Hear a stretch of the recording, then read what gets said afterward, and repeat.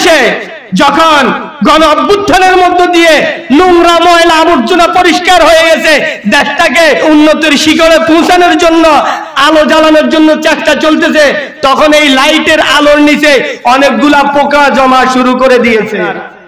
ঘর একটা করার পরে ঘরটা একটু পরিপাটি থাকে না? কথা বলেন, ঘরটা একটু পরিপাটি থাকেনি? ওই অবস্থায় লাইট জ্বালাইলে কিছু পোকা আসেনি?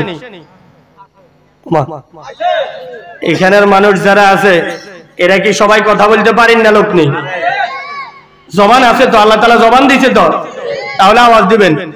একটা লাইট জ্বালাইলে লাইটের নিচে পোকা আসেনি? এই পোকাগুলো আস্তে আস্তে একটা সময় দেখবেন টিকটিকি আসে, টিকটিকির পরে দি ব্যাঙ আসে, আসেনি? এই অবস্থায় আপনি যদি ঝাড়ু একটা নিয়ে এই পোকাগুলারে ঝাড়ু দিয়া পরিষ্কার করে দেন, তাহলে দেখবেন টিকটিকি আর ব্যাঙ আসবে না। কথা বলে না? আমার দেশে যখন গণ অভ্যুত্থানের মধ্য দিয়ে নোংরা ময়লা আবর্জনা পরিষ্কার হয়ে গেছে, দেশটাকে উন্নতির শিখরে পৌঁছানোর জন্য আলো জ্বালানোর জন্য চেষ্টা চলতেছে, তখন এই লাইটের আলোর নিচে অনেকগুলা পোকা জমা শুরু করে দিয়েছে। আর এই পোকাগুলোকে প্রত্যেকে যদি ঝাড়ু দিয়া পরিষ্কার না করেন, তাহলে দেখবেন এই পোকাগুলা খাওয়ার জন্য আবার টিকটিকি আর ব্যাঙ এসে এই ঘরটাকে আরো নোংরা করে ফেলবে। বুঝেন নাই কথা? বুঝেন নাই?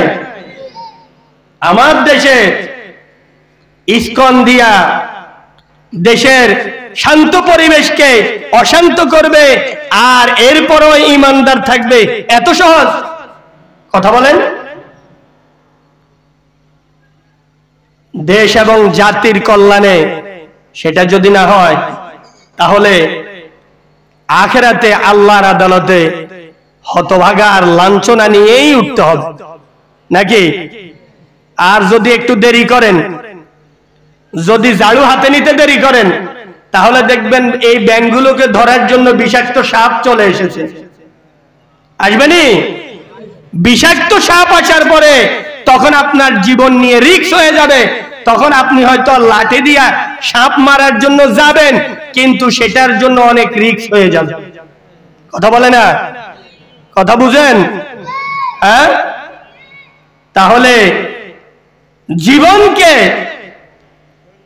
জীবনকে রিস্কে পড়ার আগে আগে ঝাড়ু হাতে রেডি রাখতে হবে, যেন পোকামাকড় গুলা লাইটের আলোর নিচে এসে বাংলাদেশের এই সুশৃঙ্খল শান্ত পরিবেশকে অশান্ত করতে আসলেই ঝাড়ু দিয়ে একেবারে পরিষ্কার করে দেওয়া যায়। কি রাজি আছেন সবাই? রাজি আছেন? তাহলে ঝাড়ু আছে তো সবার? আসেনি? বাড়িতে আসেনি ঝাড়ু? না থাকলে আজকে একটা কিনে নিয়ে রেডি রাখবেন। কেন?